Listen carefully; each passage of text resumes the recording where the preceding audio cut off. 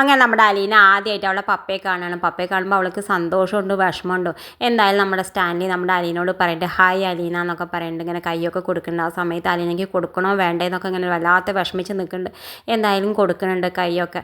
എന്തായാലും അവൾക്കൊരു തൊയിരക്കേടുണ്ട്. അവൾക്ക് അവിടെ നിൽക്കണം എന്ന് ഒട്ടും ഇഷ്ടമൊന്നുമില്ല. എന്തായാലും നിന്നല്ലേ പറ്റൂ എന്നൊക്കെ വിചാരിച്ച് നിൽക്കുന്നുണ്ട്. എന്തായാലും നമ്മുടെ അലീന ബാലചന്ദ്രനോട് പറയുന്നുണ്ട് ഒരച്ഛൻ മകളെ അംഗീകരിക്കാൻ ഇത്രയൊക്കെ വിഷമമുണ്ടോ, ഇത്രയൊക്കെ പാടുണ്ടോ അച്ഛാ എന്നൊക്കെ പറഞ്ഞിട്ട് വല്ലാതെ വിഷമിക്കുന്നുണ്ട്. എന്തായാലും നമ്മുടെ ജോലിക്കാരൊക്കെ ഇവളെ കാണുന്ന സമയത്ത് പറയുന്നത് ഈ കുട്ടിയെ കാണുമ്പോൾ നമ്മുടെ സാറിൻ്റെ മൂത്ത മകൾ ടാനിയുടെ മുഖച്ചായൊക്കെ ഉണ്ടല്ലോ, ഈ കുട്ടി ആരാന്നാവോ എന്നൊക്കെ ഇങ്ങനെ പരസ്പരം കുശുമ്പൊക്കെ പറയുന്നുണ്ട്.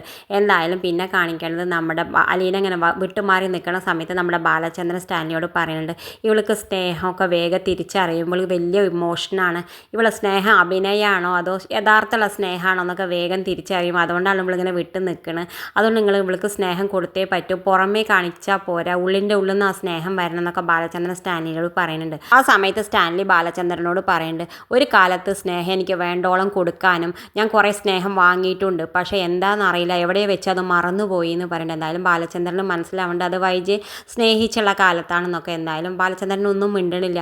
അലീനയ്ക്ക് യാത്രയൊക്കെ പറഞ്ഞിട്ട് നമ്മുടെ ബാലചന്ദ്രൻ ഇറങ്ങാൻ തുടങ്ങുന്ന സമയത്ത് നമ്മുടെ അലീന ബാലചന്ദ്രനെ കൈ വിടുന്നില്ല. അവൾക്ക് ബാലചന്ദ്രൻ പോകണം തന്നെ ഇല്ല.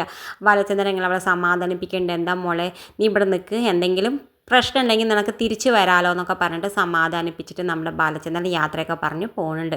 എന്തായാലും നാളെ തൊട്ട് നമുക്ക് കാണാം നമ്മുടെ സ്റ്റാൻലി അലീനോട് എങ്ങനെ പെരുമാറുക എന്നൊക്കെ. ഇത് കാണിച്ചും കൊണ്ടാണ് പ്രമോ അവസാനിക്കേണ്ടത്. ഇതുപോലെ പ്രമോ വിശേഷങ്ങൾ നിങ്ങളുടെ മുന്നിൽ എളുപ്പത്തിലെത്താൻ ഈ ചാനൽ ഒന്ന് സബ്സ്ക്രൈബ് ചെയ്യാൻ മറക്കരുത്.